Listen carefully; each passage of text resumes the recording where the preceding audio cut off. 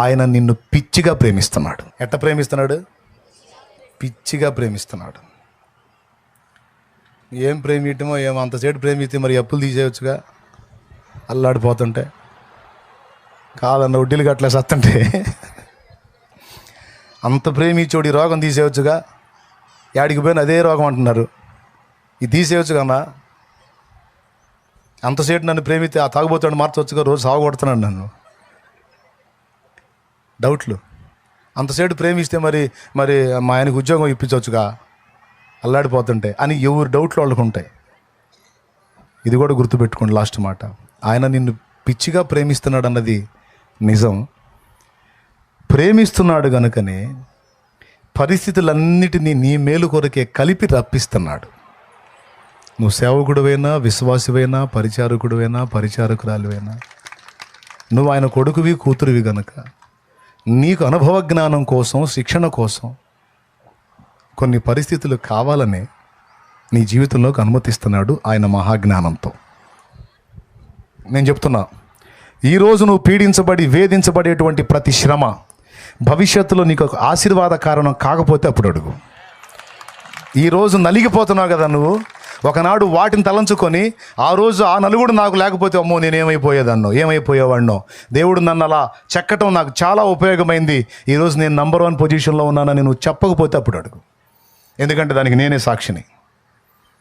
ఈరోజు షాలేం రాజు అనే వాళ్ళ లైఫ్ చూసి మీరు ఎలా ఫీల్ అవుతారండి? వాళ్ళు అంటే దరిద్రుడు ఇంకొకరు లేడు అనుకుంటారా? లేకపోతే షాలేం రాజు అన్నకి మంచి బెస్ట్ లైఫ్, ఆశీర్వాదకరమైన జీవితం అంటారా? ఫైనల్గా ఒక మొక్క చెప్పండి మీరు. ఆశీర్వాదకరమైన జీవితం అంటారా, ఏడిశాళ్ళు అంటారా?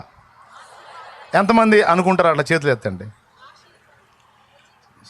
అలాగనే ఉంచండి, చేతులు దించబాకండి, అలానే ఉంచండి. మీరందరూ ఇలా చేతులు ఎత్తారు. మా అమ్మ ఏముందో తెలుసా? నా దెబ్బకి అన్ని లారీలు వస్తాయి, ఒకటన్నా తగలట్లేదు ఏంద్రా నీకు అంది అమ్మ. అరే ఆ రోడ్డు మీద అన్ని లారీలు వస్తున్నాయి, ఒకటన్నా తగలట్లేదు ఏంద్రా నీకు అంది. అంటే ఎంత విసిగిస్తే, అవునా? అలాంటి వాడిని పట్టుకున్నాడు. నన్ను పట్టుకొని ఒక రేంజ్లో తోమాడు. ఆ తోముతున్నప్పుడు ఆ తోముడు తట్టుకోలేక ఆయన దగ్గర పోయి కూర్చొని ఏకాంత ప్రార్థనలో, నాలాంటి వాడు బతకటం అవసరం అంటావా? నాలాంటి వాడు బతికి భూమి మీద బట్టగట్టి తిరగటం అవసరం అంటావా? నా అంతటి నేను చేస్తే నరకం అంటున్నావు, నా ప్రాణం నువ్వే తీయొచ్చు కావా ఏదో ఒక వంక పెట్టి, ఎందుకు నాకు ఈ బతుకు అని అడిగిన దినాలు ఉన్నాయి. నా ప్రాణం తీలే. శ్రమ కొలిమిలో నన్ను కాల్చి, ఇబ్బంది కొలిమిలో నన్ను పరీక్షించి పుటము వేసి ఈరోజు షాలేం రాజు అనేవాడి జీవితం ఆశీర్వాదకరమైన జీవితం మీరందరూ చేతులు ఎత్తారే, ఈ మజిలీకి తీసుకొచ్చి నిలబెట్టాడు ఆయన. నిన్ను పిలిచిన దేవుడు నమ్మదగినవాడు, శోధనలో నిన్ను విడిచిపెట్టి పోడు, కంటి పాపల తోడుండి నిన్ను కాచుకుంటాడు, కన్న తండ్రిలా తోడుండి నిన్ను ఆదుకుంటాడు.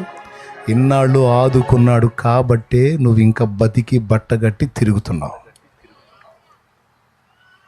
లేకపోతే నీ చరిత్ర ఎప్పుడో క్లోజ్. నీకు ఎదురైన పరిస్థితులకి నీకు అర్థం కాకుండానే నిన్ను వెంటాడాడు, ఆదుకున్నాడు, కాచుకున్నాడు, రక్షించుకున్నాడు. ఇంతకాలం కాచినోడు ఇక ముందు రక్షించడు, ఇక ముందు కాపాడు. అవసరాన్ని బట్టి అగ్ని వంటి శ్రమలను రప్పిస్తున్నాడు. తగిన కాలం ముందు నువ్వు ఉంచమన్నా ఉంచడు.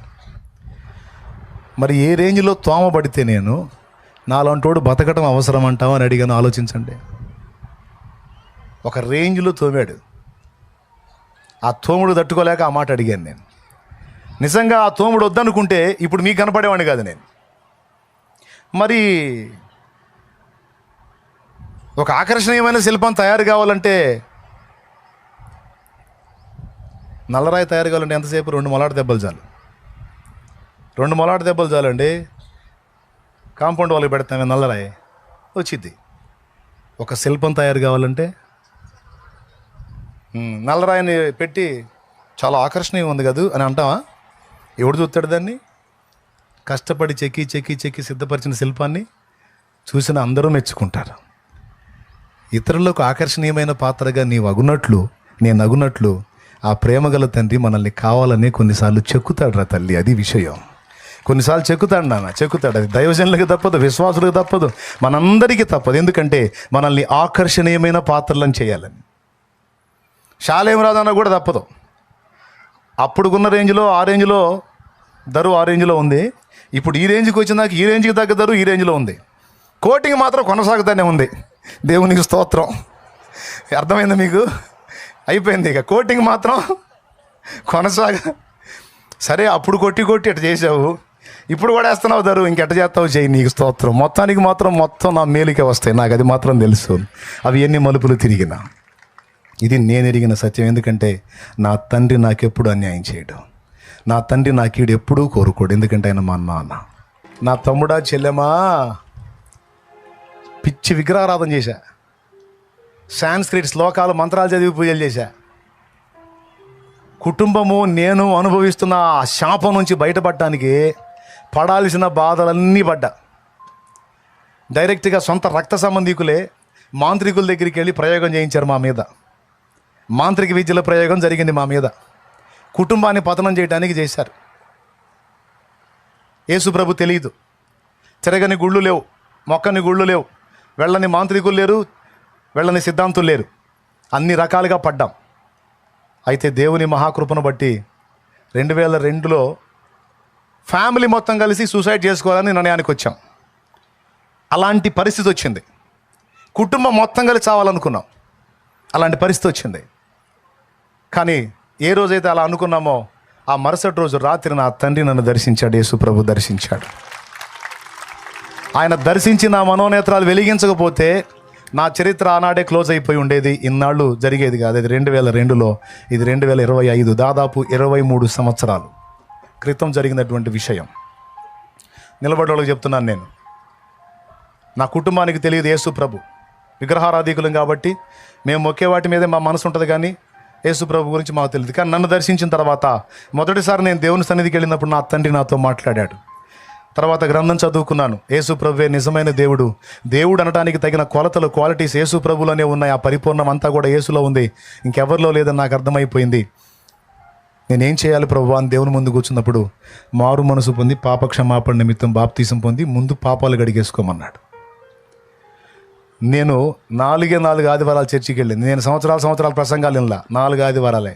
5వ వారం అప్పటి నుంచి ఎదురు చూస్తా ఉన్నా, ఎప్పుడు ఇస్తారు బాప్తీసమని. ఇట్లానే మీటింగ్ పెట్టి పిలిచారు, పోయాను. స్పేర్ బట్టలు కూడా తీసుకెళ్ళలా. ఇదే ఎండాకాలం, ఏప్రిల్ 17, రేపు వచ్చే ఏప్రిల్ 17 నేను బాప్తీసం పొందిన రోజు. ఎండాకాలం కట్టు బట్టల మీద ఇలా అలాగ మునిగా, బట్టలు ఆరిపోయిన దాకా ఎండలో నిలబడ్డా. ఇంటికి చేరా. ఏందిరా అన్నారు, బాప్తీసం పొందానని చెప్పా. 25-30 మొక్కులు ఉంటే మొక్కులు తెరుచుకుంటే ఏందబ్బాయి నీ పని అన్నారు. మొక్కు లేదు, తొక్క లేదు. నిజమైన దేవుడు ఎవరో నాకు తెలిసింది. ఆ తెలుసుకున్న దేవుడిని నేను హత్తుకున్నాను. ఒక్క మొక్కు కూడా నేను తీర్చున్నాను ఫిక్స్ అయ్యా. ఇది ఎక్కడ నడవంతురం రా, ఇది ఎక్కడ మిడియాలం రా, పిల్లగాడికి అవుతున్న పిల్లకేసావు అంది. ఆ పిల్ల కూడా తీపిస్తా మంగళ షాపు తీసుకెళ్ళని చెప్పా. తీపిచ్చా. ఒక్క మొక్కుది 30, దాదాపు 30 మొక్కులు. ఏ గుళ్ళకైతేనే 30 మొక్కులు, ఒక్కడ కూడా తీర్చలా. శుభ్రంగా నేను కూడా కటింగ్ షేవింగ్ వాటికి కూడా పిల్లకి తీపిచ్చి క్లీన్ చేసాం మంగళ షాప్లోనే. తర్వాత చెప్పా, మనం బతికి బయటపడాలంటే, మన జీవితం మలుపు తీసుకోవాలంటే మన జన్మ కర్మ పాపాలు కడగబడాలి. అది నేను చేశా. మర్యాదగా మీరు కూడా వచ్చి రక్షణ పొందుతారా, బతికిపోతారు, లేకపోతే మీ కర్మ అని చెప్పా. అంతేనంటావా అన్నారు. ఇంకంతకు మించి వేరే దారే లేదు. సూపర్ మార్గం ఇదే, పర్ఫెక్ట్ మార్గం ఇదే, రక్షణ మార్గం. ఇక చచ్చేంత వరకు దిగులేదని చెప్పా. దేవునికి స్తోత్రం. వరుసగా వచ్చి పొందారు బాప్తిస్మాలు. ఏనాడైతే, వినండి, ఏనాడైతే రక్షణానుభవం పొంది కుటుంబం అంతా బయటపడ్డామో, ఎవడైతే మా మీద ప్రయోగతంతులు చేశారో వాళ్ళిద్దరు లేచారు. నమ్మితే నమ్మండి, లేకపోతే లేదు. ఎవరైతే ప్రయోగతంతులు చేశారో ఇద్దరు కలిసి చేశారు, ఇద్దరు లేచారు. 2 అవకాశాలు. మారితే మారాలి, లేదా ఈ లోకాన్ని వదిలిపోవాలంతే. అప్పటిదాకా సాగినాయి మా మీద. యేసు ప్రభు రక్తంలో కడగబడ్డ తర్వాత ఎందుకు పారలేదు? ఎందుకంటే ఈయన నిజమైన దేవుడు గనుక ఏ మంగాలు ఇక్కడ తోక జాడించడానికి అవకాశం లేదు గనుక. సంవత్సరాల శాపం ఒక్క దెబ్బతో వదిలిపోయింది. నిజంగా ఆనందం అంటే ఏంటో, సంతోషం అంటే ఏంటో, పండగ అంటే ఏంటో ఎరగని మా బ్రతుకుల్లో 2002 ఏప్రిల్ 17 నుంచి స్టార్ట్ అయింది పండగ. 23 నిండు సంవత్సరాలు ఈ రోజు వరకు ఆ పండగ కొనసాగుతానే ఉంది, ఆగిన చరిత్రే లేదు. పండగ రోజు పండగే, యేసునామములో హల్లెలూయా. నిత్యము పండగే, ఆరాధన, పాటలు, స్తుతి, కీర్తన, ఆయనే ధ్యాస, ఆయనే లోకం. మరి ఏ రేంజ్లో అనుభవిస్తే మరి ఇంత పిచ్చిగా ప్రకటిస్తున్నా?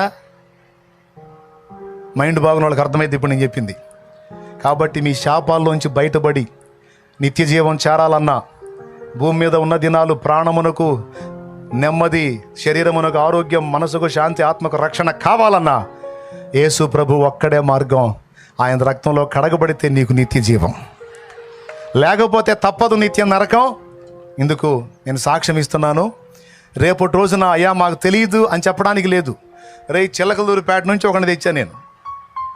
చిలకలూరుపేట నుంచి తెచ్చానమ్మా, నీకోసం తెచ్చాను, నాకు తెలియదని షో చేయొద్దు, తెలియదు నీకు అని అడుగుతాడు రేపు. నువ్వు చెప్పలేవు. కాబట్టి నువ్వు బ్రతికిపోఉన్నట్లు, బాగుపడినట్లు, కాపాడబడినట్లు, స్వస్థత పొందినట్లు, విడుదల పొందినట్లు, రక్షణ పొందినట్లు జన్మ కర్మ పాపాలకు అడిగేసుకొని జాగ్రత్త పడు. చాలు, ఇన్ని సంవత్సరాలు శాపం అనిపించింది, చాలు చాలు. ఇన్ని సంవత్సరాలు కన్నీళ్ళు అన్నపానాలుగా బ్రతికిన బ్రతుకు చాలు చాలు. ఇన్నాళ్ళు అర్థం లేని బ్రతుకు బ్రతికింది చాలు. ఇది మొదలుకొని నీవు ఆశీర్వదించబడి నీ చుట్టుపక్కల ఉన్న వాళ్ళకి, నీ సమాజానికి కూడా నువ్వు ఆశీర్వాదకరంగా మార్చబడతావు. నా దేవుడు అలా తయారు చేస్తాడు నిన్ను. నా బ్రతుకుని ఇలా చేసిన దేవుడు నీ జీవితాన్ని కూడా అలా మార్చగల సమర్థుడు. ఆయనకు మహిమ కలుగునుగాక. దగ్గర సౌండ్ బాగుండి మన వల్ల ఇతరులకు ప్రయోజనం ఉన్నప్పుడు అందరి దగ్గర నుంచి మనకు ప్రేమ లభించింది. మన పరిస్థితులు తారుమారైపోయినప్పుడు వాళ్ళ ప్రేమ కొరవడిద్ది.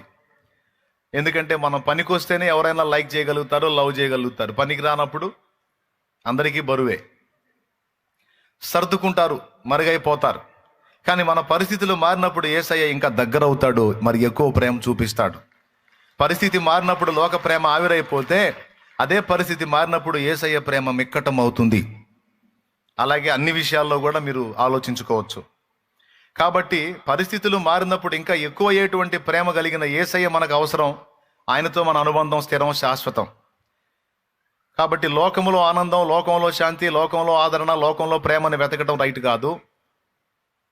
మన యేసయ్యలోనే ఈ 4 వెతుక్కోవటం మనకి ఎంతైనా ఉత్తమం. ఈ 4 విడగొట్టి ధ్యానిస్తే ఒక అంశం, తెలివైన వాళ్ళు రాసుకుంటే దేవునికి స్తోత్రం. అర్థమైందా? ఈ 4 విషయాలు విడగొట్టి రాసుకుంటే ఇది ఒక అంశం. లోకం ఆనందాన్ని ఇస్తుంది, 1. లోకం ప్రేమ చూపిద్ది, 2. లోకం శాంతిని ఇస్తుంది, 3. లోకం కూడా ఆదరణ ఇస్తుంది, 4. కానీ లోకం ఇచ్చే శాంతి ఎంతవరకు?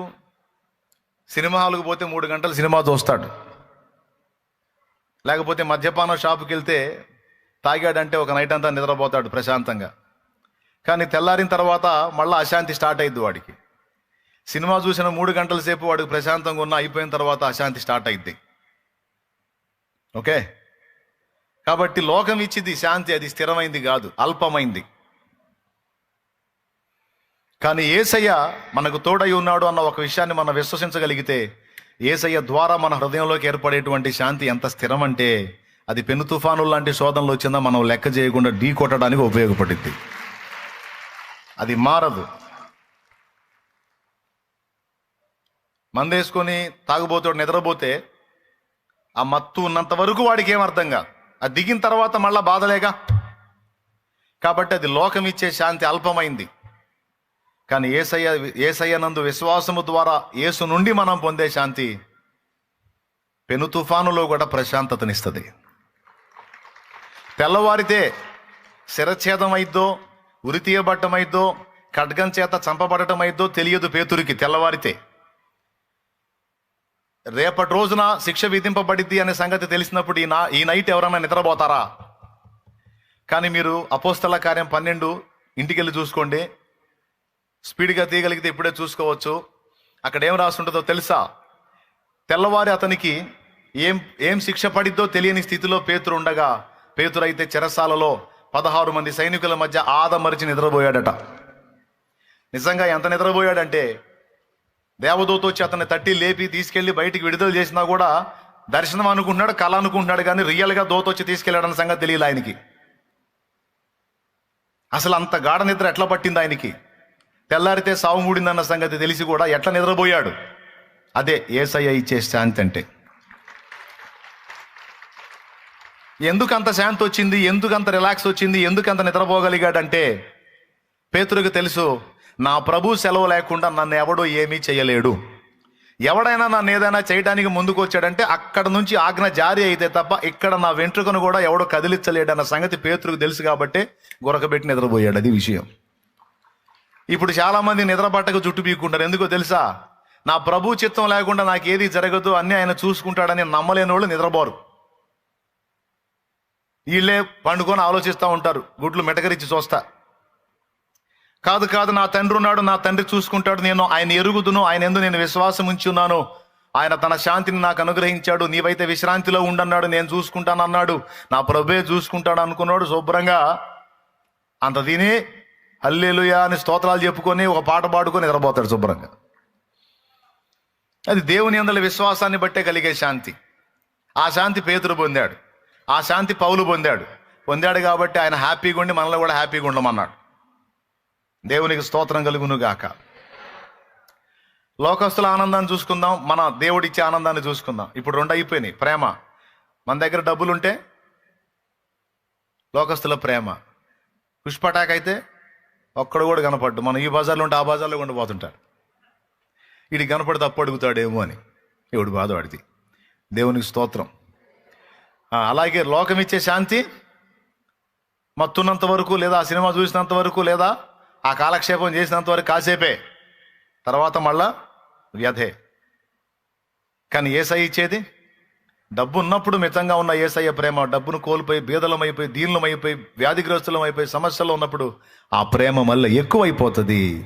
అలాగే శాంతి విషయంలో కూడా యేసును బట్టి మన హృదయంలో కలిగిన శాంతి ఎంత పర్మనెంట్ అంటే పెను తుఫాను లాంటి శోధనలు వచ్చినా లెక్క చేయం. ఎందుకంటే అన్నిటినీ అడ్డగించి మనల్ని తప్పించే జీవము కలిగిన దేవుడు మనకు తోడై ఉన్నాడన్న విశ్వాసం. 2,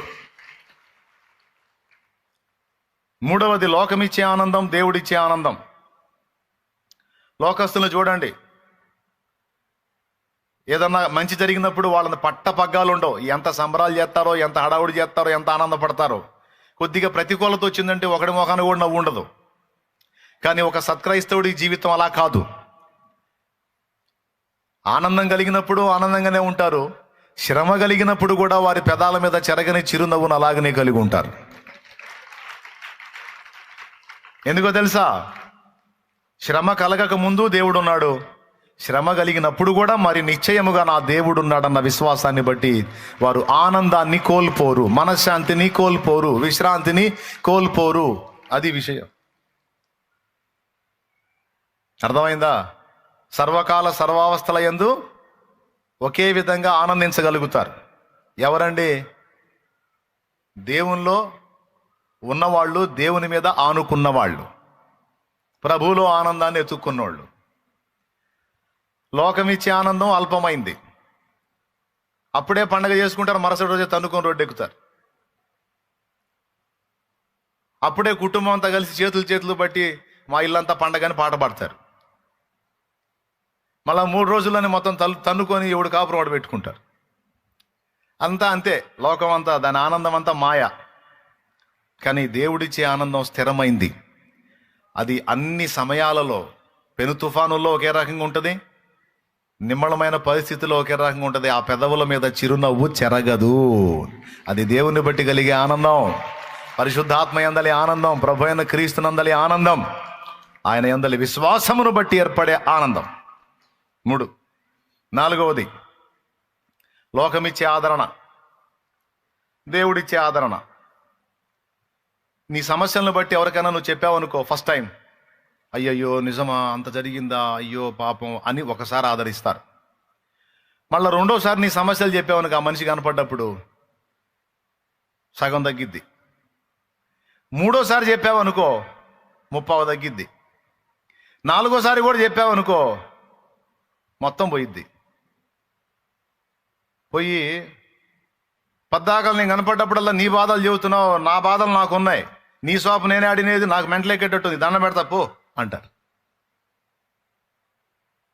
ఏమన్నా అర్థమైందా?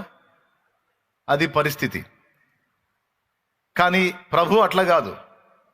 మనల్ని ఆదరించడానికి ఎల్లప్పుడూ ఆదరణకర్త మనకు తోడుగా ఉన్నాడు. ఆయన పని ఆదరించుట. అచ్చంగా అదే డ్యూటీ పెట్టుకొని కూర్చున్నాడు ఆయన. మరి ఆదరణకర్త అంటే ఏం చేస్తాడు? మరి ఆయన పేరే ఆదరణకర్త అంటే ఏం చేస్తాడు? ఖచ్చితంగా ఆయన నిశ్చయంగా మనల్ని ఆదరించువాడై ఉన్నాడు. అది కూడా నువ్వు ఎన్నిసార్లు వేదనతో ఆయన ముందుకు పోయినా అన్నిసార్లు నిన్ను ఓదార్చి, ఆదరించి, ధైర్యపరిచి, వెన్ను తట్టి మళ్ళా యుద్ధ భూమిలో నిన్ను నిలబెట్టుటకు సమర్థుడు పరిశుద్ధాత్మ. కాబట్టి లోకంలో దొరికేవన్నీ కూడా టెంపరీ, దేవుళ్ళలో దొరికేవన్నీ పర్మనెంట్. అందుకే ఈ 4 పర్టికులర్గా ధ్యానిస్తే ఒక అంశం అని చెప్పాను. దేవునికి స్తోత్రం. మనం కొన్ని పరిస్థితులు మనకి ఏర్పడినప్పుడు మనం మృదుత్వం కోల్పోతాం, మన సహనాన్ని కోల్పోయి బయటపడతాం. కానీ ఇక్కడ వాక్యంలో ఏం చెప్తున్నాడంటే, ఫస్ట్ ఆనందించండి ప్రభువునందని చెప్పి, రెండవది మీరు మృదువుగా వ్యవహరించడం అనేది అన్ని వేళలా కలిగి ఉండండి అన్నాడు. మృదువుగా వ్యవహరించటం, మృదుత్వము అంటే సున్నితత్వం, సహనము కలిగిన తత్వం, పేలిపోయే తత్వం కాదు, బయటపడే తత్వం కాదు. కొంతమంది మృదువుగా మాట్లాడతారు చూడండి. మృదువైన మాట క్రోధమును చల్లార్చును. కొంతమంది మాట్లాడితే శాంత స్వభావం కలిగినోడి కూడా మెంటలెక్కిద్ది. ముఖ్యంగా లేడీస్ దగ్గర ఈ పనితనం బాగుంటుంది. ఒకరిని కదిలించాలంటే, హస్బెండ్ని కదిలించాలంటే వాళ్ళ తర్వాతే అరికాల్లో ఉన్నదాన్ని నడినెత్తికి తీసుకొచ్చి పటాపట కొట్టిందాకా తీసుకొచ్చే పనితనాలు కలిగిన లేడీస్ కొంతమంది ఉన్నారు.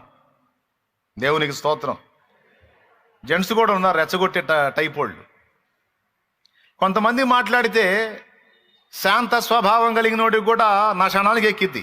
ఏంటిది? తిక్క. కొంతమంది మాట్లాడితే నడినెత్తికి ఎక్కిన తిక్క కూడా దిగిద్ది. దేవునికి స్తోత్రం. ఏమంటారు? అవునా కాదా? నేను చెప్పేది వాస్తవం. ఆ టైప్ వాళ్ళు ఉంటారు. కొంతమంది మాట్లాడితేనేమో ఎక్కిన తిక్క దిగిద్ది. దాన్ని ఏమన్నారంటే మృదువైన మాట క్రోధమును చల్లార్చును, సామెతల్లో ఉంటుంది. దేవునికి స్తోత్రం కలుగును గాక.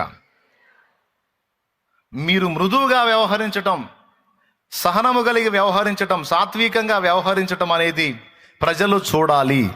ఎందుకంటే లోకము మిమ్మల్ని చూసి పరలోకమందున్న తండ్రిని మహిమపరచి అది కూడా మీ మార్గంలో నడవాలి అంటే ఖచ్చితంగా మీలో కొన్ని సంగతులు అది చూడాలి.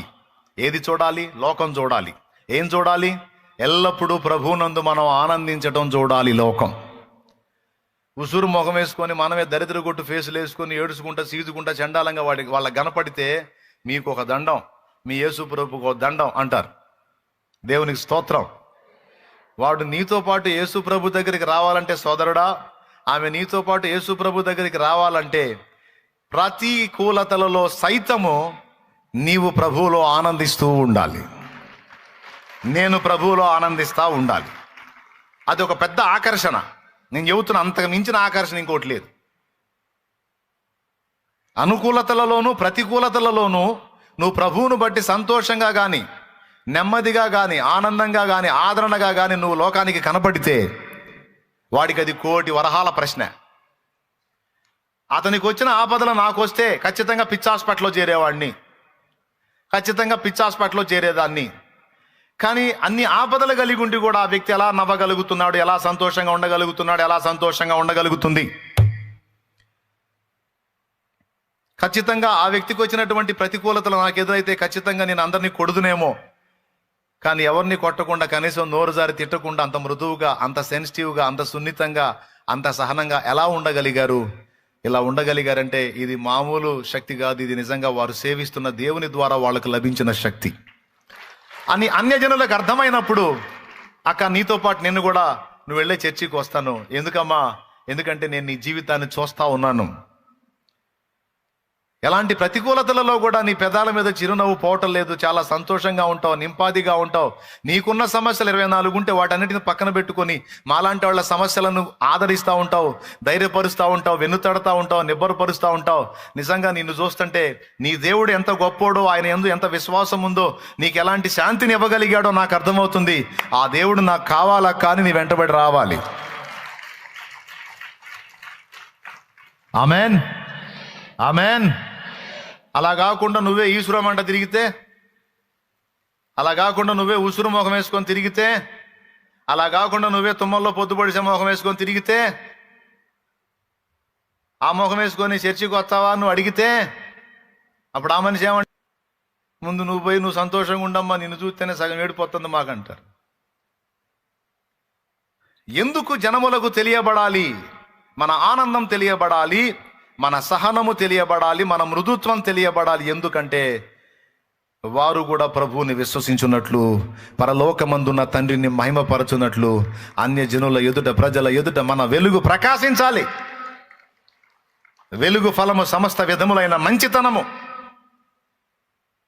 అది మనలో వ్యక్తం కావాలి. అప్పుడే అన్యజనులు దేవుని తట్టు తిప్పబడతారు. మనం అట్టివారమై ఉండకుండా మనం ఎట్టి మాటలు చెప్పినా ఆత్మలు కదలరు. ఇది వాస్తవిక సత్యం. చెవులు గలవారు విందురుగాక. 2 మాటలు అయిపోయినాయి. 3వ మాట చూద్దాం. ఏమన్నాడు? ప్రభు సమీపంగా ఉన్నాడు అన్నాడు. ప్రభు సమీపంగా ఉన్నాడు అంటే రాకడ సమీపంగా ఉందని అనుకోవచ్చు. అంతకంటే మరి శ్రేష్టముగా ప్రభు ఎల్లప్పుడూ నీకు దగ్గరగానే ఉన్నాడని అర్థం కూడా చెప్పుకోవచ్చు. రాకడ సమీపమైంది అన్నది నిజమే. అంతకంటే శ్రేష్టంగా ప్రభు ఎప్పుడు నీకు సమీపంగానే ఉన్నాడు అన్నది కూడా వాస్తవమే. ఎందుకంటే యేసు ప్రభువే వాగ్దానం చేశాడు.